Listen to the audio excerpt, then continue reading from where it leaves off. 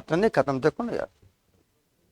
देखो बाबू, हम आप लोग को बता रहे थे पेपर 6, तो पेपर 6 में बता रहे थे इसमें 3 किताब पढ़ना था, रिंग थ्योरी, ग्रुप थ्योरी और लीनियर अलजेब्रा यानी vector space.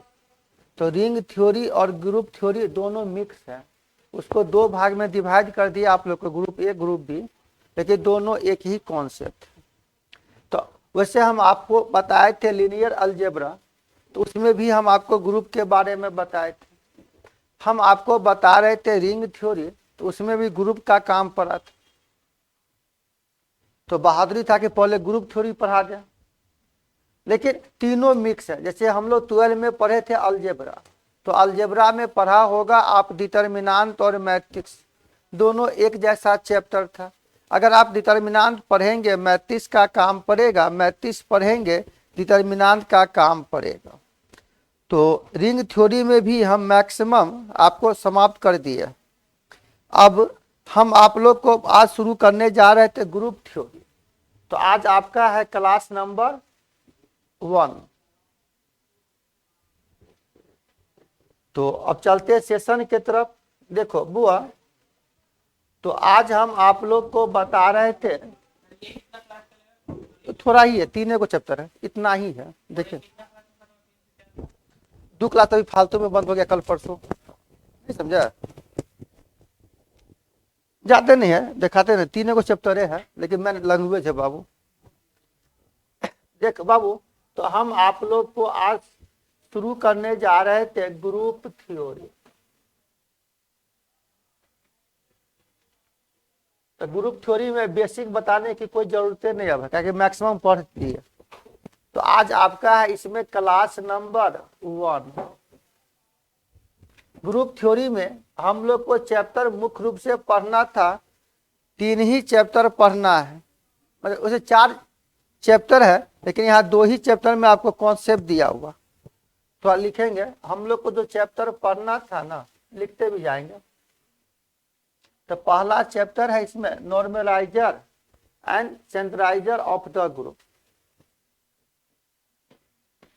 Normaliser and centraliser of a group. Normaliser और सेंट्राइजर, कहीं कहीं देखो ना हम जेड लिखे, कहीं कहीं किताब में आपको यहाँ पर जेड की जगह लिखा रहता है, एस ही लिखा रहता है, तो कोई दिक्कत नहीं।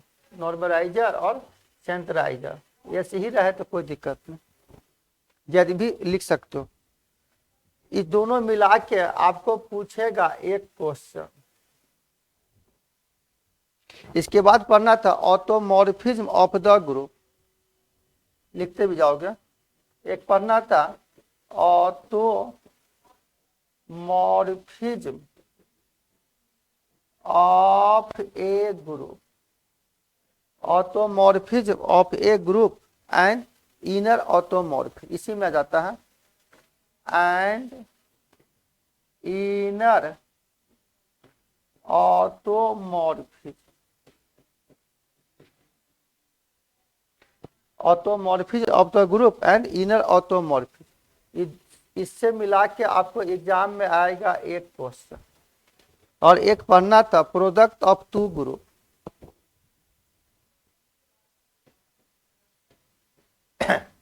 प्रोडक्ट ऑफ 2 ग्रुप, अगर आप 2 ग्रुप को गुना करते ना बाबू, इसको 2 तरह से गुना करते। प्रोडक्ट ऑफ द 2 ग्रुप, इसको 2 तरह से गुना करते थे, internal group, internal direct group और एक्सटर्नल डायरेक्ट ग्रुप। इसको 2 तरह से गुना करते, एक होता है इंटरनल डायरेक्ट ग्रुप और एक होता है एक्सटर्नल डायरेक्ट ग्रुप। इससे भी आपको एग्जाम में आएगा एक क्वेश्चन। और एक पढ़ना था सॉल्वेबल ग्रुप, एक इसमें पढ़ना था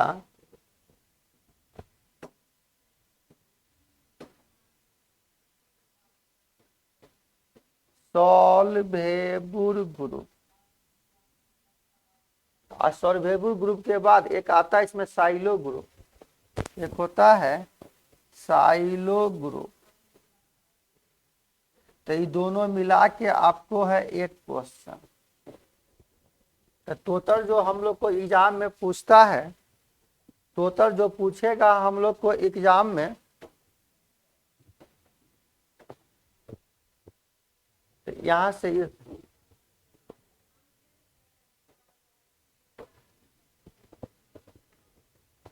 ये सब मिला के आपको पूछता है total 4 question. Ask in exam.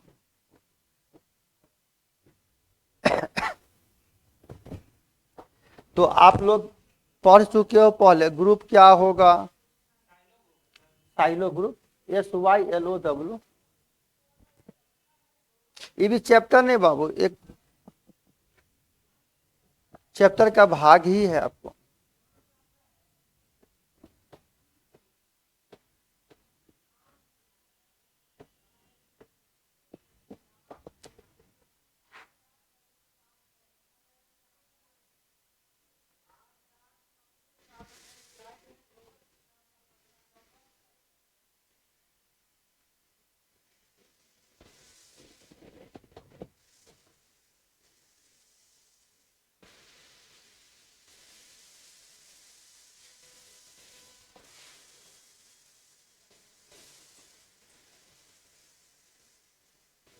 वैसे देखोगे बुक बाबू, तो जितना ये हम अभी लिखा रहे थे ना आपको, यही किताब है, आप ही का बुक है। तो देखो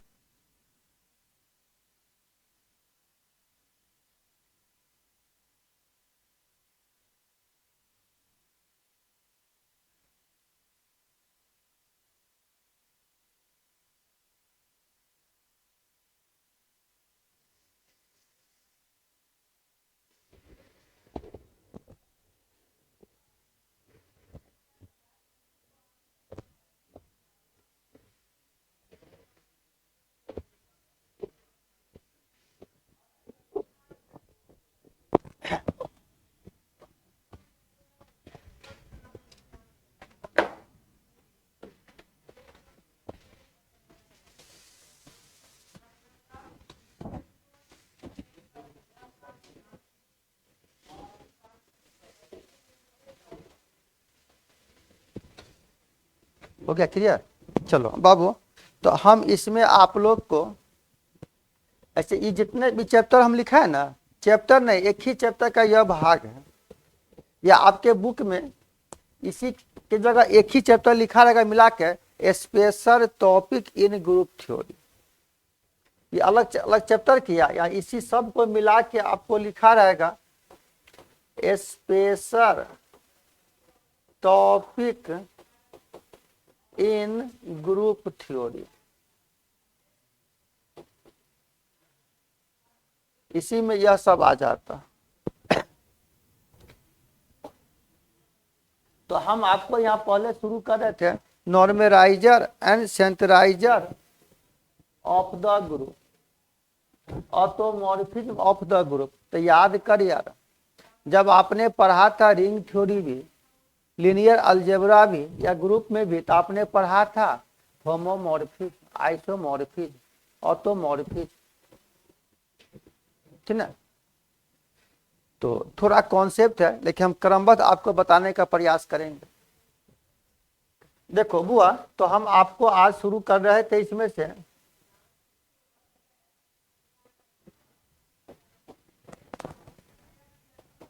आज जो हम आप लोग को बता रहे हैं, हेडिंग मारोगे नॉर्मलाइजर एंड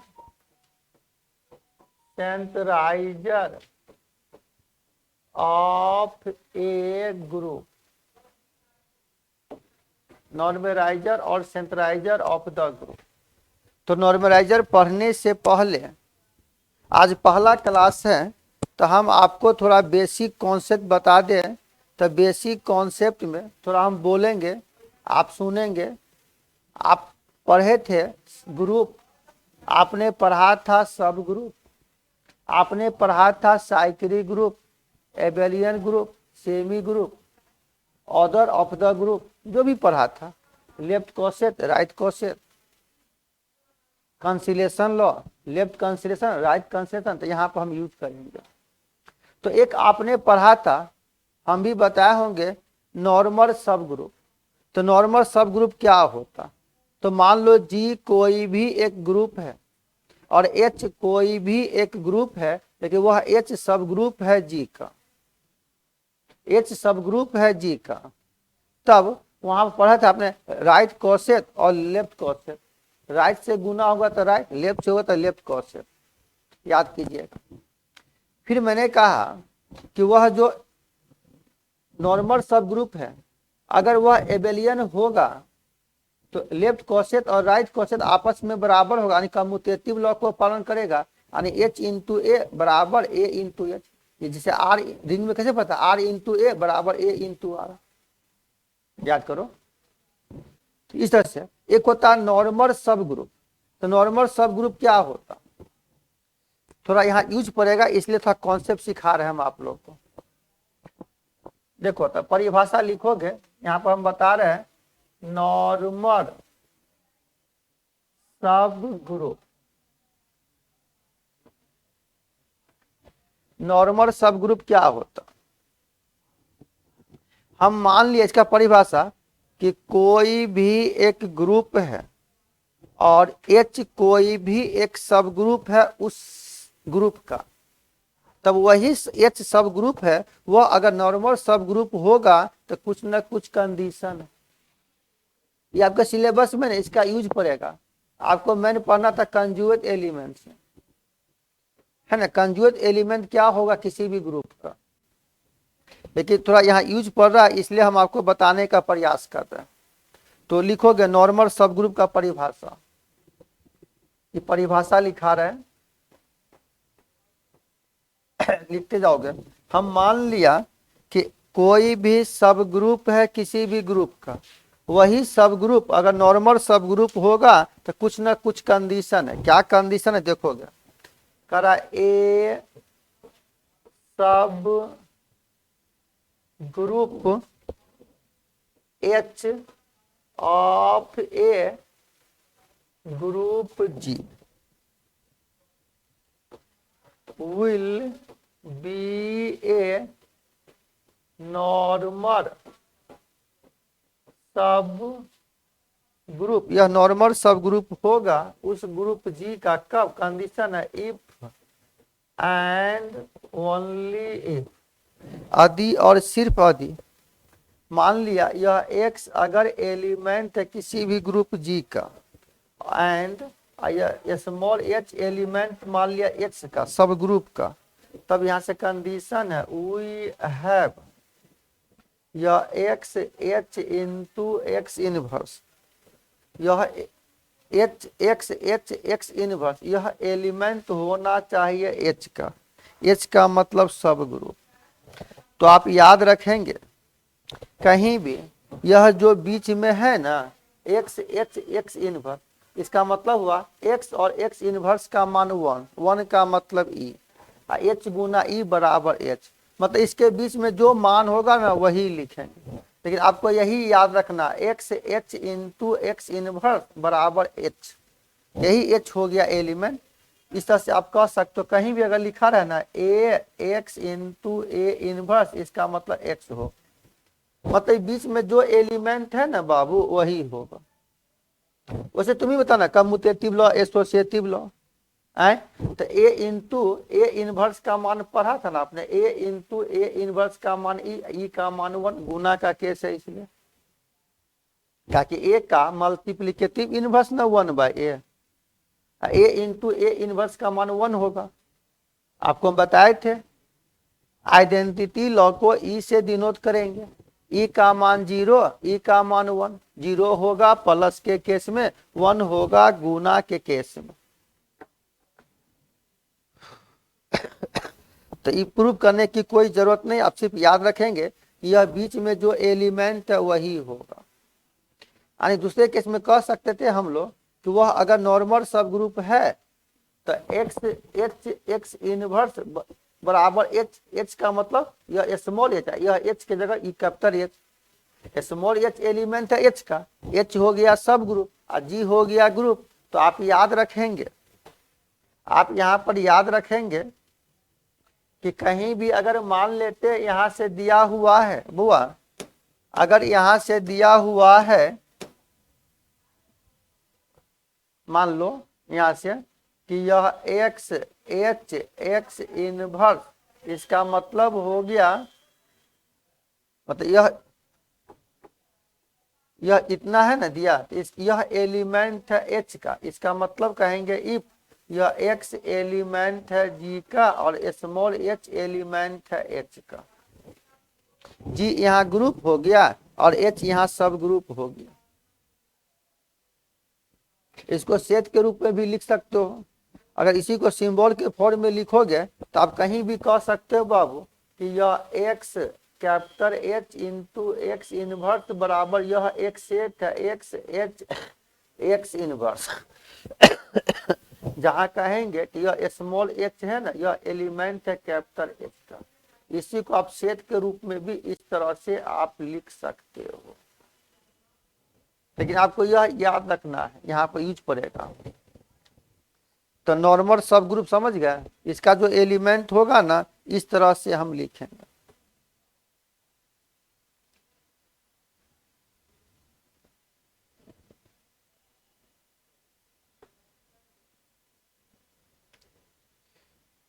लिख लो इसको।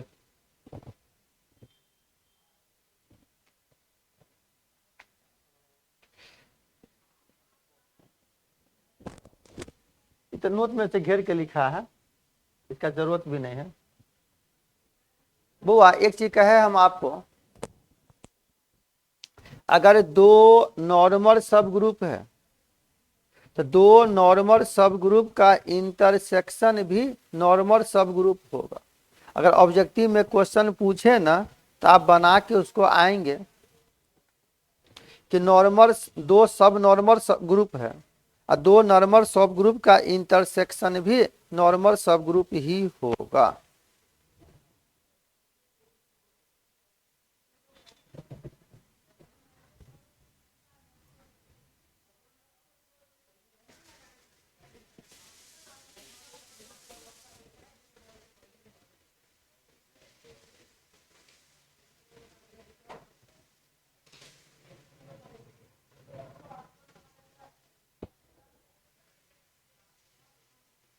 लिख लिया।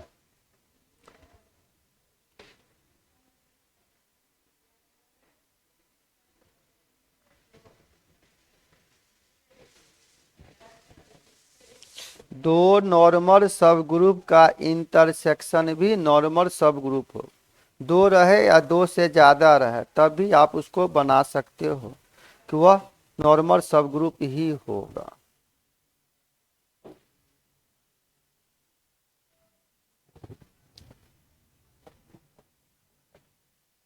बुआ एक आता है यहाँ पर सिंपल ग्रुप। सिंपल ग्रुप का मतलब होता कि को सिंपल ग्रुप किसे कहते हैं, तो मान लो कि कोई भी एक ग्रुप है, उस ग्रुप का कम से कम एटलीस्ट कम से कम दो गो नॉर्मल सब ग्रुप होना चाहिए उस ग्रुप का, वह भी अपने आप में वह सब ग्रुप होगा, तब कहेंगे कि वह सिंपल ग्रुप है। तो सिंपल ग्रुप का मतलब एक होता प्रॉपर और एक होता इम्प्रॉपर ग्रुप। तो सिंपल ग्रुप का परिभाषा कहेंगे कि कोई भी ग्रुप है, उस ग्रुप के अंदर हैविंग नो प्रॉपर नॉर्मल सब ग्रुप, कोई प्रॉपर नॉर्मल सब ग्रुप नहीं होगा तो उस ग्रुप को सिंपल ग्रुप कहा जाता।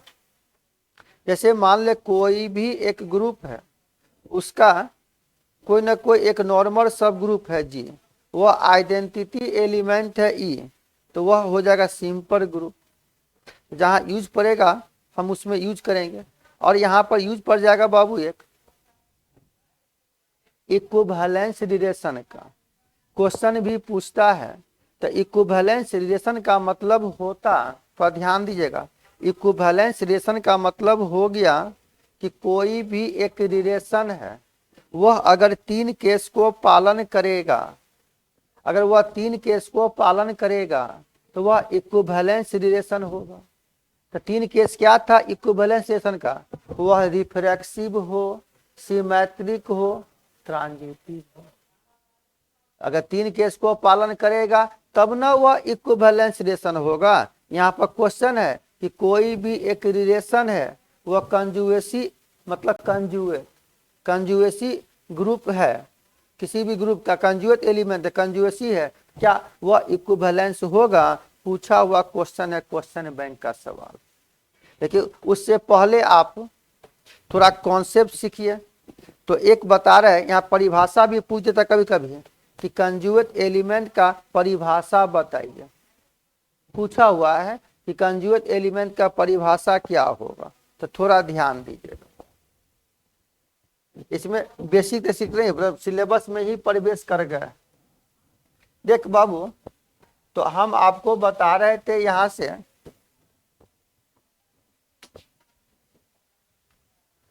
एक होता है कंजुएट एलिमेंट, लिखा जाए हेडिंग मारिएगा, conjugate element of the group of a group, मतलब कोई भी एक ग्रुप है उसका conjugate element.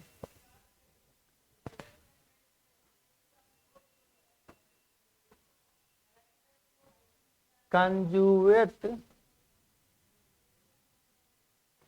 Element of a group मतलब कोई भी एक ग्रुप है उसका कंजुएट। वैसे आप लोग पढ़े थे राकेश 11 में कि कोई भी कॉम्प्लेक्स नंबर है z बराबर x प्लस आई वाई, उस कॉम्प्लेक्स नंबर का अगर कंजुएट निकालोगे तो सिर्फ इमेजिनरी पार्ट के साइन में परिवर्तन होगा। अगर z बराबर x प्लस आई वाई है तो z बार बराबर x माइनस आई वाई होगा, सिर्फ इमेजिनरी पार्ट के साइन में परिवर्तन करेंगे।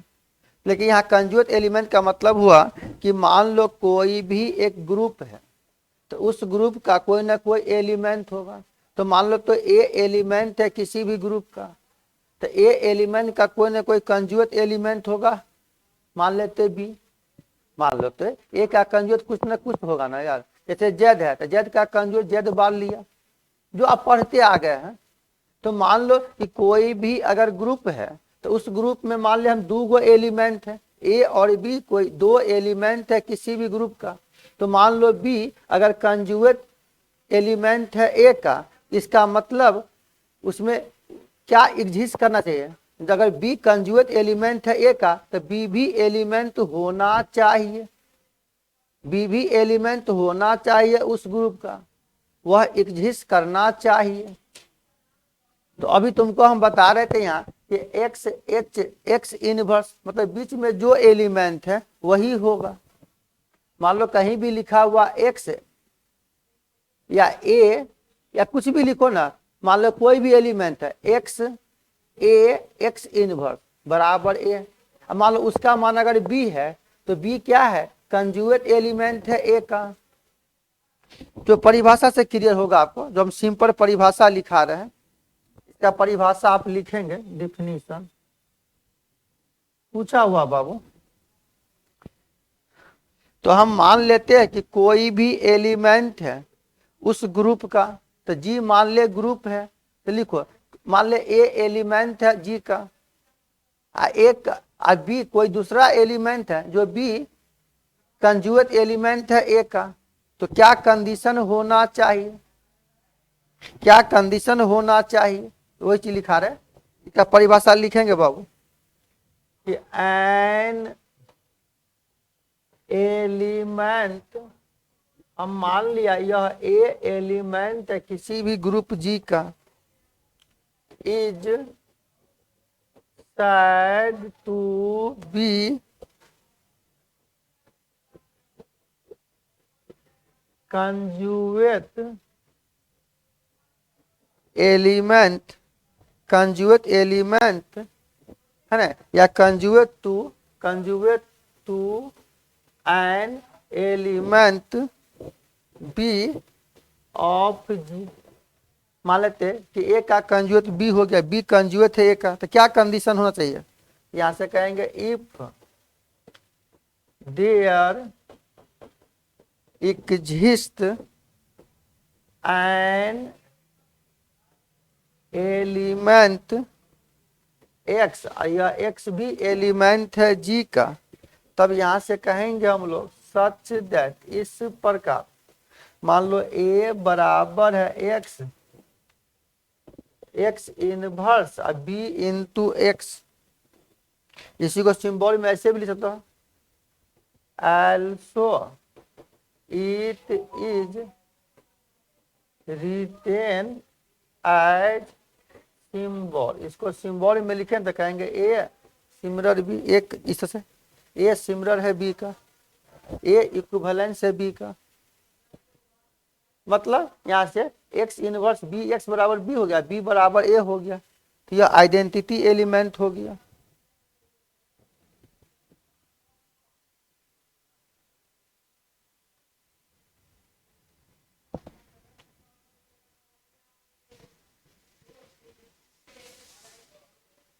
यही बी, यही ए कंजुएट हो गया बी का।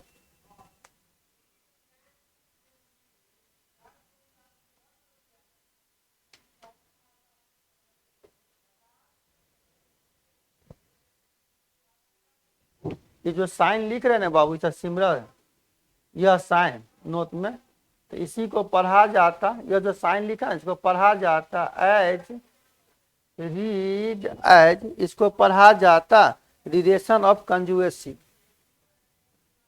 Relation of conjugacy, relation of कंजुएसी।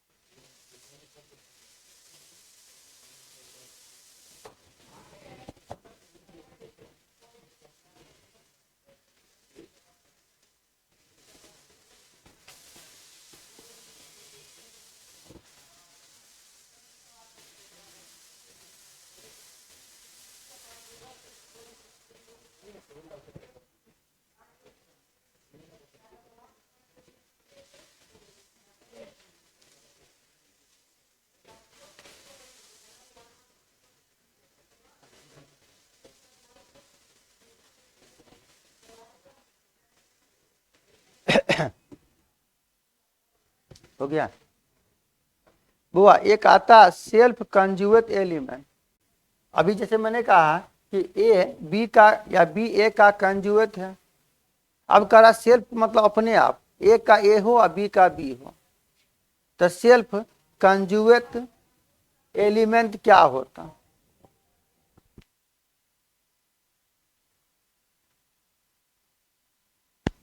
ठीक है बाबू, तो अब हम बता रहे हैं आपको यहाँ पर सेल्फ कंजुएट एलिमेंट लिखा जाए।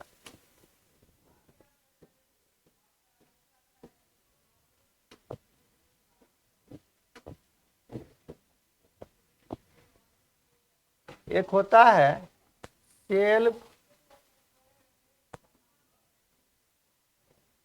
कंजुएट एलिमेंट, सेल्फ कंजुगेट एलिमेंट क्या होता? मान लो ए कोई भी एलिमेंट है, ए का भी कंजुगेट वही आ जाए, सेल्फ मतलब अपने आप, सेल्फ कंजुगेट एलिमेंट क्या होगा?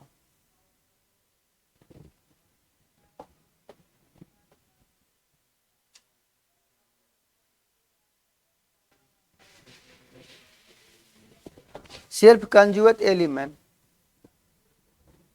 हम मान लेते हैं यहां से कि ए is said to be a self conjugate element. A is said to be self conjugate element to A.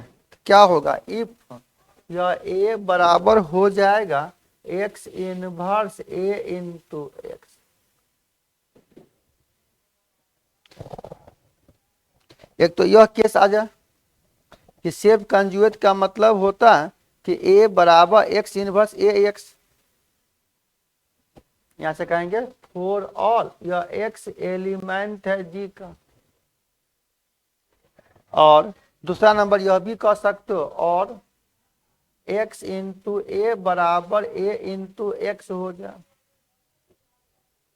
x into ए बराबर A इंटू एक्स। यहां भी कहेंगे कि फॉर ऑल यह x एलिमेंट है जी का, लेकिन ज्यादा यूज पूरा हम इसी का करेंगे।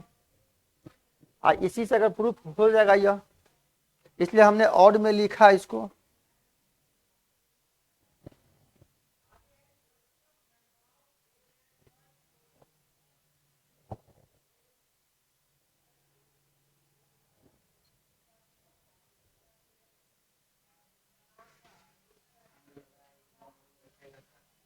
आ?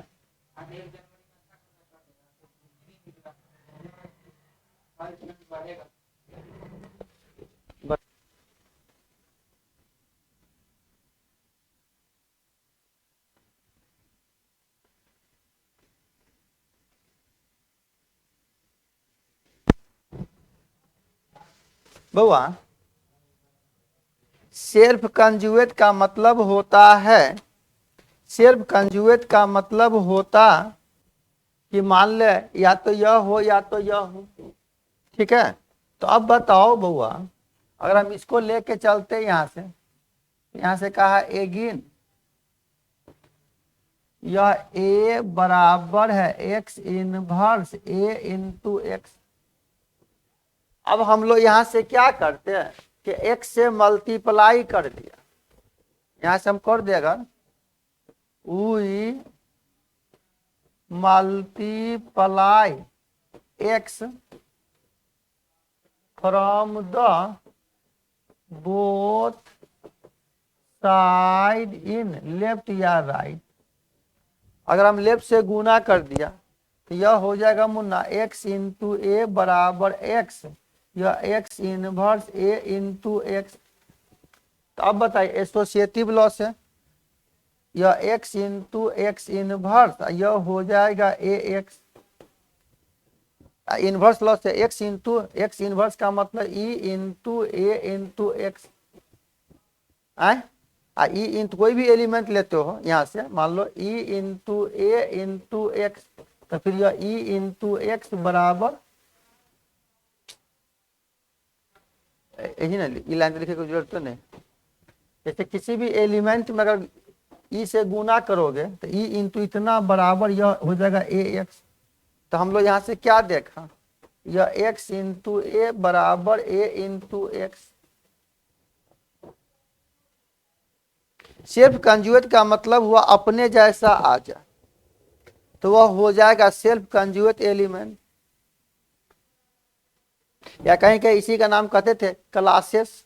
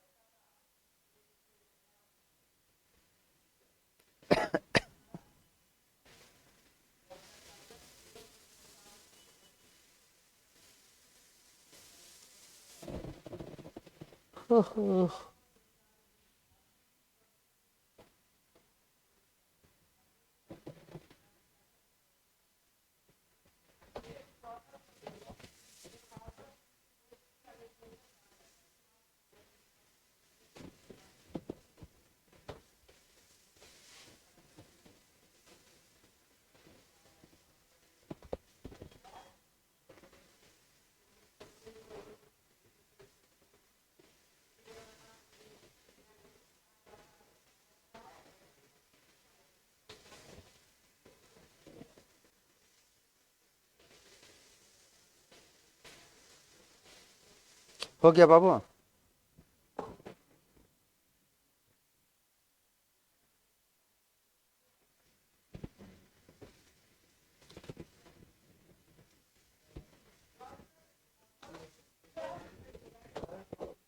दिक्कत नहीं ना हुआ इसमें? कोई दिक्कत नहीं होगा, सवाल बता रहे हैं हम आपको। जो बस एक ही चैप्टर है, इस साल में खत्म हो जाएगा। आए? तुम तो बगल में देख लिया माहौल, तुमको लगता।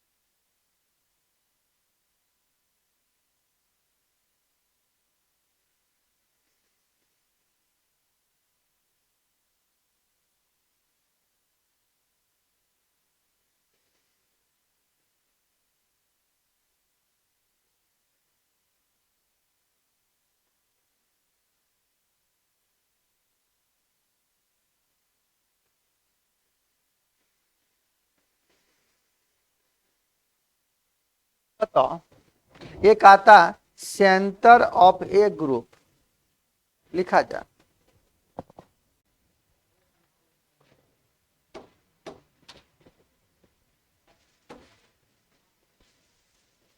तो यह एक ही चैप्टर है, सामने आपका भी क्वेश्चन बैंक है बाबू, गेस्ट पेपर है ना। 4 गो पेज है, अभी जो बता रहे पहला पेज पर ही लिखा हुआ आपको। लेकिन थोड़ा अगर कॉन्सेप्ट सीख जाएंगे तो बारीकी से हम सवाल बनाएंगे। हाँ, यहाँ काम पड़ जाएगा 1-1 फंक्शन का, 1-1 ऑन्टो फंक्शन का। तो चलिए आज हम परिभाषा से ही बता रहे हैं, तो लिखते बाबू एक centre of a group, centre of a group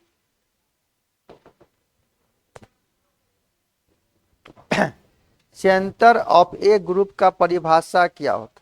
मान लिया कि जेड कोई भी एक सेट है ना, वह सेल्फ कंजुगेट एलिमेंट का सेट है। सेल्फ कंजुगेट मतलब कोई भी एलिमेंट अपने आप का, और जब सेल्फ कंजुगेट होगा तो कम्यूटेटिव लॉ को पालन करेगा, ए इंटू एक्स बराबर एक्स इंटू ए होगा, याद रखिएगा। तो सेंटर ऑफ द ग्रुप क्या होता? सेंटर ऑफ द ग्रुप क्या होता? इसी को कहीं कहीं हम लोग कहते थे तो सेंटराइजर ऑफ द ग्रुप, कहीं कहीं सेंटराइजर भी लिखा रहेगा, तो आप कंफ्यूज नहीं कीजिएगा, ठीक है। सेंटर ऑफ ए ग्रुप या सेंटराइजर ऑफ ए ग्रुप भी कहीं कहीं लिखा रहेगा, तो आप कंफ्यूज नहीं करेंगे। तो इसका परिभाषा लिख लिया जाए, डिफिनीशन लिख बाबू। मान ले कोई भी सेट है, the set Z of all self conjugate elements of a group is called the center of group या centre of G, centre of G. इसका मतलब क्या हुआ? दैट यह जेड बराबर यह एक सेट है, तो मान लो यह जेड एलिमेंट है मान लो जी का, तो सच दैट जी मतलब या ये कोई भी एलिमेंट मान लेते, अगर जेड की जगह यहाँ आप एलिमेंटे मान लो, हम मान लेते हैं यहाँ से यह ए अगर एलिमेंट है जी का, तो यहाँ से कहेंगे यह ए इंटू एक्स बराबर x into A for all यह एक्स एलिमेंट है जी का। नहीं समझा? कोई भी एलिमेंट मान लिया कि अगर ए एलिमेंट है जी का, तो ए इंटू एक्स बराबर एक्स इंटू ए, तो यह एक्स भी एलिमेंट होना चाहिए जी का, यानी सेल्फ कंज्यूगेट। सेल्फ कंज्यूगेट जो भी एलिमेंट लेंगे,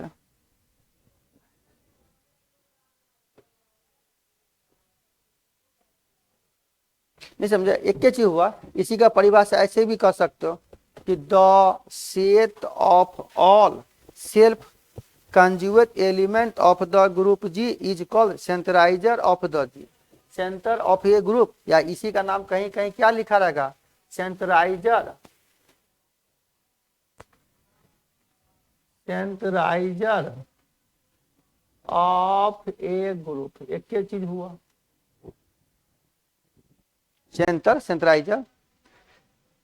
सेंटर को सी से डिनोट करेंगे, इसी का परिभाषा आप ऐसे भी कह सकते थे हम लोग दूसरे केस में। यह भी परिभाषा लिख लिया जाए।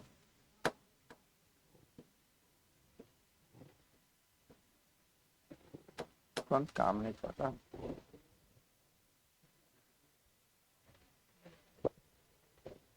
हुआ जैसे यहां से कहे दूसरे की तरफ परिभाषा लिखोगे इसका, तो कहेंगे कि द सेट ऑफ ऑल, मैं दूसरा परिभाषा लिख रहे इसी का, द सेट ऑफ ऑल लिखा जाए परिभाषा, द ध्यान से परिभाषा लिखा जाए, the set of all self conjugate elements, self conjugate elements of a group G is called central या centraliser of a group G. It is denoted by centralizer of G, यानी CG से भी denote करते थे।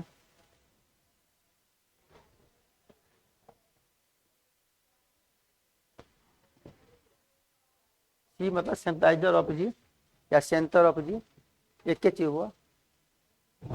चीज में बतावे कि जेड बराबर ए इंटू जेड, अगर एक जगह यहाँ जेड लेते हैं तो जेड इंटू एक्स बराबर एक्स इंटू जेड होता।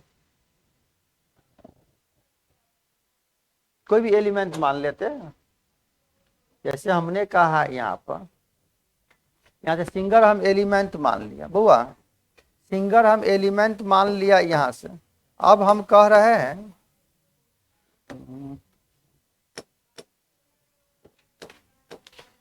अब हम यहाँ से कह रहे हैं दैट इज, मान लो जेड बराबर यह एक्स स्मॉल जेड एलिमेंट है अगर जी का, तो सच दैट यह हो जाएगा कितना, जेड इंटू एक्स बराबर x into Z for all x element G का। एक क्या चीज हुआ, जेड बराबर से थे जेड लिए थे या ए लिया, कोई दिक्कत नहीं, मतलब उसी को यहाँ पर लिख दिया।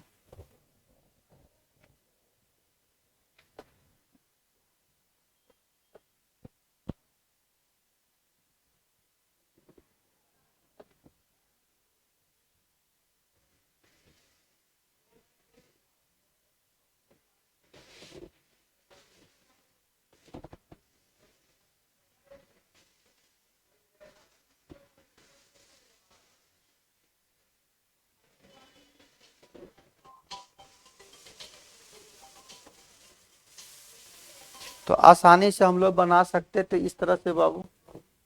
तो इसके बाद बता रहे हम आप लोग को normaliser of the element, normaliser है ना। तो नॉर्मलाइजर को किस तरह से डिनोट करेंगे? नॉर्मलाइजर या centraliser of the element of the group. Normaliser भी कह सकते हो या इसको सेंट्राइजर भी कह सकते हो।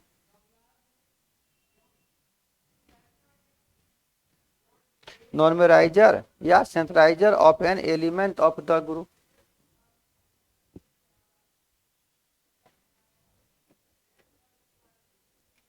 देख बाबू, जैसे यहां से दिया हम आपको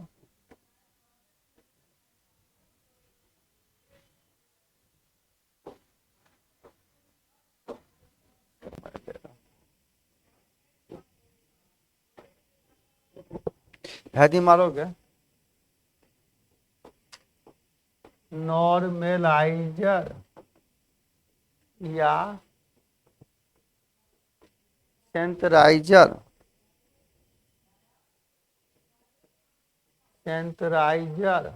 of an element of a group. Normaliser या centraliser of the element of the group. मान लेते कि जी कोई ग्रुप है, तो उस ग्रुप का कुछ ना कुछ एलिमेंट होगा, और नॉर्मलाइजर कह रहा है तो उसी एलिमेंट उससे उसका जो सेट लेंगे ना, उसको अगर हम एलिमेंट को इस तरह से डिनोट करेंगे जो एक कम्यूटेटिव लॉ को पालन करे। कम्यूस मतलब कम्यूटेटिव लॉ है ना, तो कम्यूस मतलब कम्यूटेटिव लॉ। इसका मतलब ध्यान दीजिएगा, इसका परिभाषा लिखा रहे हैं, देखो इसका परिभाषा हो गया। मान लिया लेट यह ए एलिमेंट है किसी भी ग्रुप का, ए एलिमेंट है जी का, तब करा then the normaliser of A, मतलब ए एलिमेंट है A in G is the set of all elements of G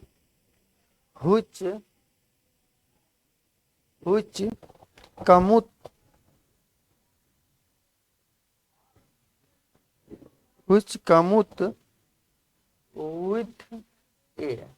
which commute का मतलब कम्यूटेटिव लॉ। बउआ कहीं भी कम्यूट लिखे ना यहाँ पर रियांशु, तो कम्यूट का मतलब आप मोटा मोटी समझेगा कम्यूटेटिव लॉ। कम्यूटेटिव लॉ का मतलब हो गया क्रम विनिमय लॉ। इसका मतलब नॉर्मलाइजर को हम लोग डिनोट करते इस तरह से,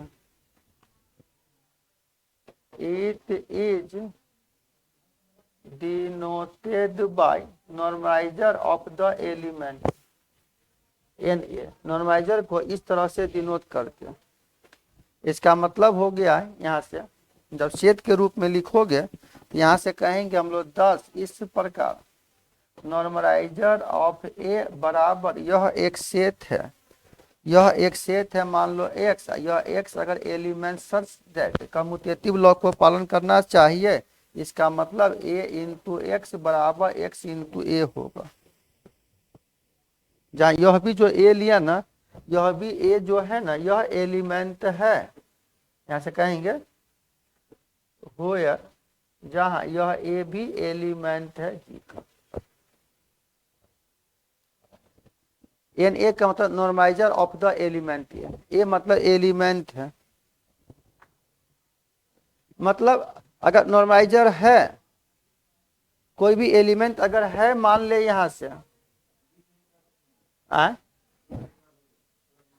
it is denoted by commute with A, मतलब कम्यूटेटिव लॉ को पालन किया। कम्यूटेटिव लॉ यही ना हुआ, ए इंटू एक्स बराबर एक्स इंटू ए।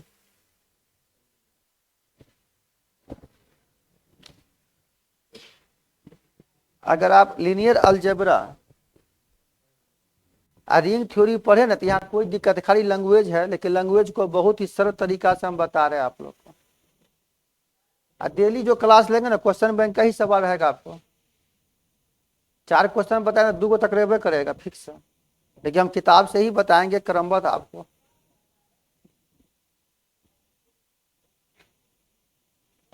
अच्छे 7 क्लास ओल्ड वीडियो भी है जो पहले पढ़ाए थे, पिछले क्लास में पढ़ाए थे, उसका पीडीएफ भी है, क्लास का नोट जैसे जो भी आपकी कंटिन्यू क्लास किया वह भी भेज देंगे, देखिएगा।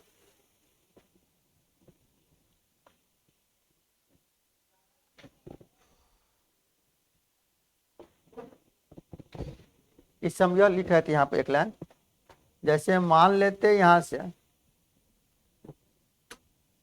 जैसे हमने कहा यहाँ पर, कौन काम नहीं कर रहा है?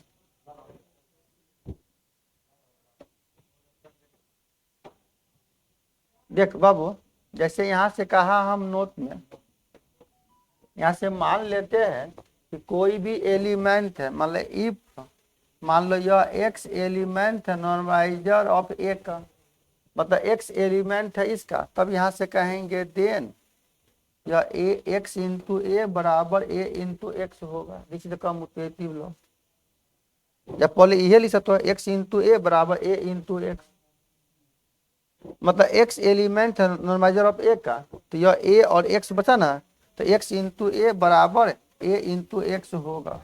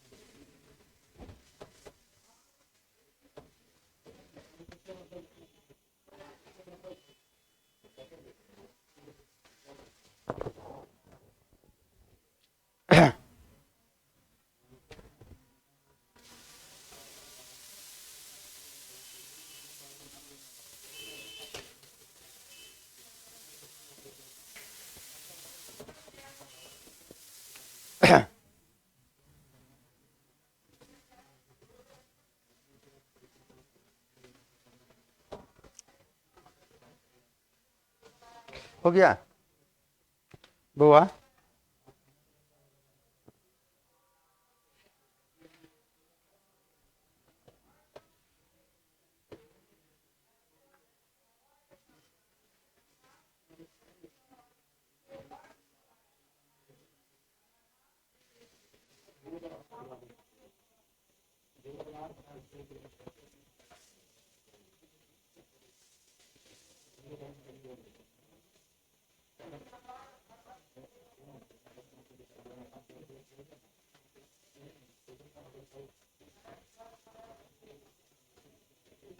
बढ़िया आ गया।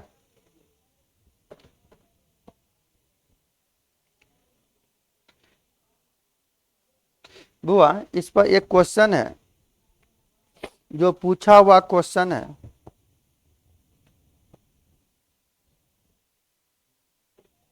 देखो यहाँ कह रहा है बुआ, यह एक आर्टिकल है,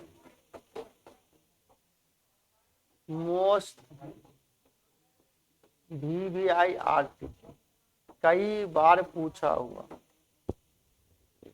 मोस्ट VVI आर्टिकल। करा, लिखो द क्वेश्चन। प्रूफ दैट, करा, प्रूफ दैट नॉर्मलाइजर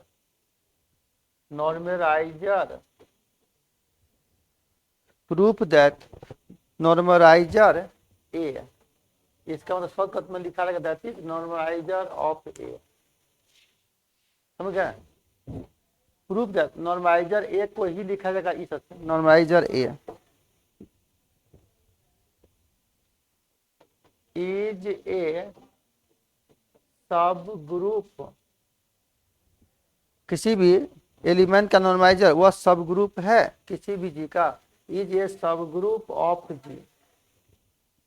अगर जी ग्रुप है तो कुछ ना कुछ एलिमेंट होगा, तो यहाँ से दिया है, नहीं भी जब मान लेंगे हुआ यह ए एलिमेंट है उस जी का।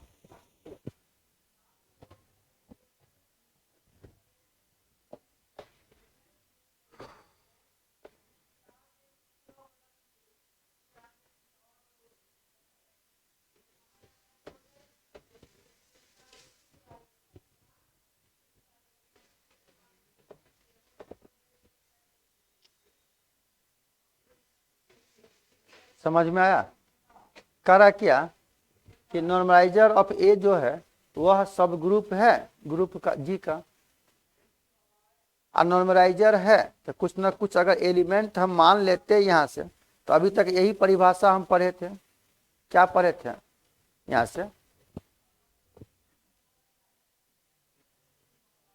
हम लोग यहाँ जानते थे वी नो दैट, अभी बता कि अभी नॉर्मलाइजर का परिभाषा बताए ना कि अगर नॉर्मलाइजर है तो हम लोग पढ़े थे कि अगर x एलिमेंट है, वी नो दैट, यहाँ से अगर x एलिमेंट है नॉर्मलाइजर ऑफ a का, तब आप यहाँ से कहे थे देन a इंटू एक्स बराबर x इंटू ए। नहीं बाबू, अगर x एलिमेंट है नॉर्मलाइजर ऑफ a का तो a इंटू एक्स या x इंटू ए बराबर यह a इंटू एक्स होगा, या सेट के रूप में भी लिए थे इसको कि मान लिया था कि नॉर्मलाइजर ऑफ ए बराबर यह एक सेट है, एक्स एलिमेंट है जी का, तब एक्स इंटू ए बराबर ए इंटू एक्स। कहीं ये पहले ली दी, बाद में कोई दिक्कत नहीं। तो अब बताओ कि मान लो यह एक्स एलिमेंट है नॉर्मलाइजर ऑफ ए का, तो कुछ ना कुछ अगर हम अलग अलग एलिमेंट मान लें, अगर हम अलग अलग एलिमेंट मान लेते हैं, तो अब बताओ कि यह एक्स अगर एलिमेंट है एन ए का, तो यह हो जाएगा ए इंटू एक्स या एक्स इंटू ए, जहां भी जिसको पहले लिखना बाद में लिखना उससे कोई दिक्कत नहीं, समझे। इसी को पहले आप इसको भी लिख सकते थे बाबू, अगर इसी को लिखना चाहते हो तो आप कहेंगे एक्स इंटू ए बराबर ए इंटू एक्स। तो हम अगर मान लेते हैं कि अलग अलग अगर दो एलिमेंट है, अगर यहाँ से मान लेते हैं कि लेट यह a1 और यह a2 या xy, ये भी कुछ है, यह अगर एलिमेंट है नॉर्मलाइजर ऑफ ए का, मतलब x के जगह मान लिया a1, तो इसके अनुसार कितना हो जाएगा। अगर मान लो x एलिमेंट है इसका, तो x इंटू ए, तो x जगह a1 है, इसके अनुसार जगह a1 इंटू ए बराबर a इंटू a1। नहीं समझा, ये पहले लिखोगे बाद में कोई दिक्कत नहीं। अरे बाबू, अगर x एलिमेंट है एन ए का, तो आपने कहा x इंटू ए बराबर a इंटू एक्स, या यह पहले लिखते थे यहाँ पर, तो बोल अगर यहाँ x है तो x इंटू ए बराबर a इंटू एक्स, तो x के जगह हम a1 मान लिया, a1 मान लिया तो ना होला a1 इंटू ए बराबर a इंटू a1। उसी तरह से अगर हम a2 मान लिया, अगर a2 भी इसका एलिमेंट है, तब यहाँ से यह भी तो कह सकते हैं एंड जगह a2 इंटू ए बराबर a इंटू a2, इसके अनुसार। जब यह ग्रुप है, जब यह ग्रुप है, तब आप कह सकते हो जब यह ग्रुप है तो अगर हम यहाँ से मान लेते कोई भी एलिमेंट मान लिया, अगर A2 एलिमेंट है G का, तब यहाँ से हो जाएगा इसका इनवर्स, यानी A2 inverse also element G का। नहीं समझे? अगर A एलिमेंट है G का तो A inverse also element G का। अगर ग्रुप है तो इनवर्स लॉ का भी तो पालन करेगा। तो मान लो अगर A2 एलिमेंट है G का तो A2 inverse also element G का। नहीं आ जाएगा?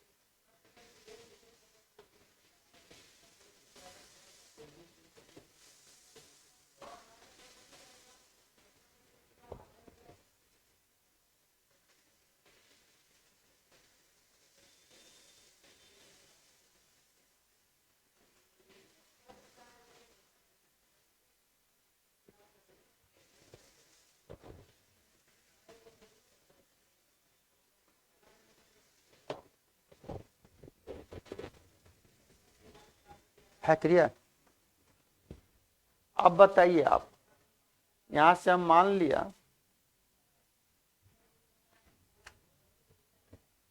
कि यह A2 इनवर्स भी एलिमेंट है G का, तो इसमें हम किसी एक को लिया, या तो इसको लो या इसको लो। यहां से हम लिया, नाउ मान लो यह लिया A इंटू A2 बराबर A2 इंटू A, पहले ये लिख दिया या कोई दिक्कत नहीं। तो मान लो A इंटू A2 बराबर ले लिया A2 इंटू A, इतना आप लिख सकते हो। इसमें क्या किया हम लोग, multiply A2 inverse in both side in left and right. मतलब A2 इनवर्स से हम इसमें गुना कर दिया बराबर के दोनों तरफ, बायां पक्ष में भी और दायां पक्ष में। इसका मतलब यह हो गया A2 का इनवर्स, यह A into A2 into A2 का इनवर्स। यहाँ भी ले लिया A2 इनवर्स, यह A2 into A into A2 का इनवर्स। बोरे यहाँ से हम लोग लिया, तो आप यहाँ से कह सकते थे एसोसिएटिव लॉ। एसोसिएटिव लॉ का मतलब हम सिर्फ ब्रैकेट चेंज करेंगे। एसोसिएटिव लॉ का मतलब हम ब्रैकेट चेंज करेंगे। तो ब्रैकेट जब चेंज किया तो अब बताओगे एसोसिएटिव लॉ, इसको लिख सकते हो A2 inverse into A into A2 into A2 का इनवर्स। यह हो गया A2 का inverse into A2 into A into A2 का इनवर्स। नहीं समझा? यहां पर हम ले लिया बाबू एसोसिएटिव लॉ। तो एसोसिएटिव लॉ से सिर्फ ब्रैकेट ना चेंज करोगे, सिर्फ ब्रैकेट ही ना चेंज करेंगे। बोरे अब एक चीज बताइएगा आप, यहाँ से हम लोग जानते थे A इंटू A इनवर्स का मान A इंटू ई बराबर A, तो हम लोग इसको लिख सकते थे A2 inverse into A into E. यह हो जाएगा E into A into A2 का इनवर्स। तो A से गुना करें, यह हो जाएगा A2 इनवर्स इंटू A बराबर A इंटू A2 का इनवर्स। तो अब बताओ, यहाँ से मालूम चल गया कि यह A2 इनवर्स इंटू A बराबर A इंटू A2 इनवर्स है। यह जब बराबर हो गया तब आप यहाँ से कह सकते हो ना, इसका मतलब यह A2 inverse also element normaliser of A का, तब ना आप इसको लिखा। अभी बताया ना बाबू रे कि X एलिमेंट है Na का, तो तो ए इंटू एक्स बराबर एक्स इंटू ए। तो मान लो ए टू इनवर्स एलिमेंट है तो इसका तो ई नहीं हो गया। जब इतना बराबर यह लिख सकते इसको इतना लिख सकते हो। अभी जस्ट लिखाए थे पहला लाइन में ही लिखाए थे। मतलब एक्स टू अभी ए टू इनवर्स एल्सो एलिमेंट है।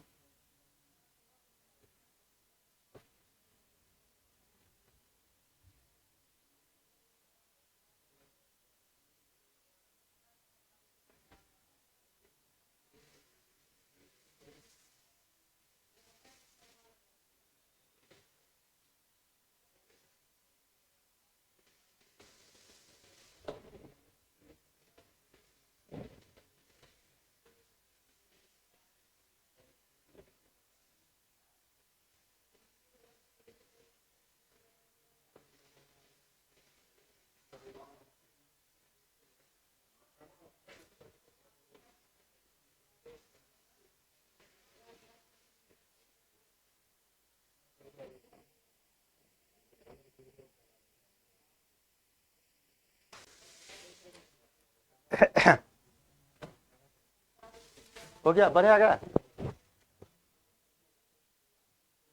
अब बताइए हमको यहाँ पर प्रूफ करना है। जब यह हम ले लिया बाबू कि ए टू इनवर्स एलिमेंट है इसका, तो अब हमको यहाँ प्रूफ करना है। नाउ वी शेल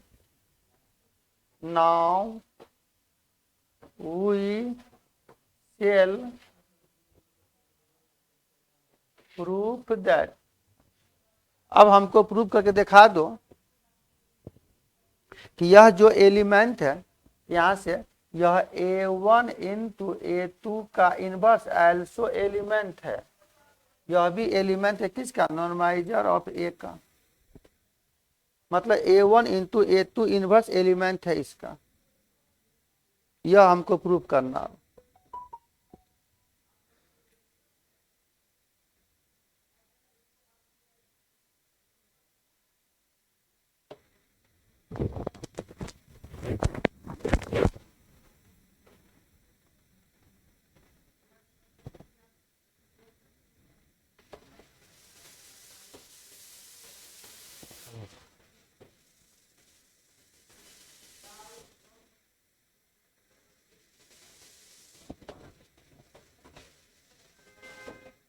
देख बाबू, जैसे अब हम लिए यहां से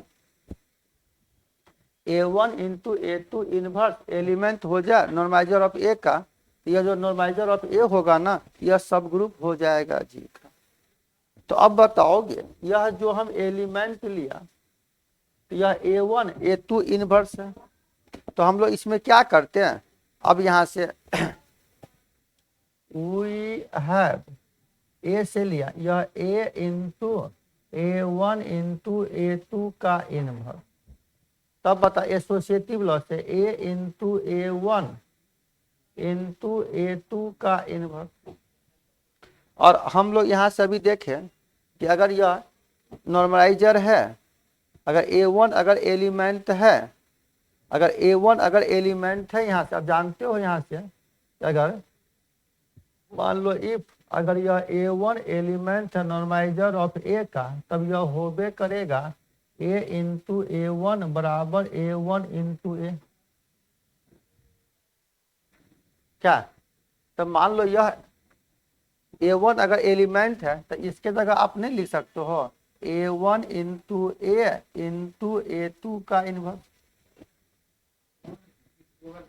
मान लो प्रॉपर्टी पर ना अगर A1 एलिमेंट है इसका या X एलिमेंट है इसका तो X इंटू ए बराबर A इंटू एक्स। तो हमने कहा कि अगर A1 अगर एलिमेंट है तो यह होगा, जब यह होगा तो A इंटू A1 की जगह A1 इंटू ए लिखने में क्या दिक्कत है? क्या बाबू, इतना तो हम लिख सकते थे। अब बताइए यहां से यह A1 बाहर तो यह हो जाएगा A इंटू A2 का इनवर्स। और अभी आपने पढ़ा A1 इंटू A2 का इनवर्स। तो कहने का सेंस जब यह एलिमेंट लिया तो यह A इंटू A2 इनवर्स है, तो यह नॉर्मलाइजर है। और सिर्फ कंजुगेट है तो कम्यूटेटिव लॉ को पालन करेगा। तो कम्यूटेटिव लॉ का मतलब हो गया कि यह आपस में इंटरचेंज हो जाएगा। यानी आप इसको लिख सकते थे रियांशु A1 इंटू A2 का इनवर्स इंटू A। फिर एसोसिएटिव लॉ से आप इसको कह सकते हो, ब्रैकेट को चेंज कर सकते हो, यहाँ से ब्रैकेट को आप चेंज कर सकते हो। तो फिर एसोसिएटिव लॉ से तो फिर हम लोग इसको लिख सकते थे कितना A1 इंटू A2 का इनवर्स इंटू A।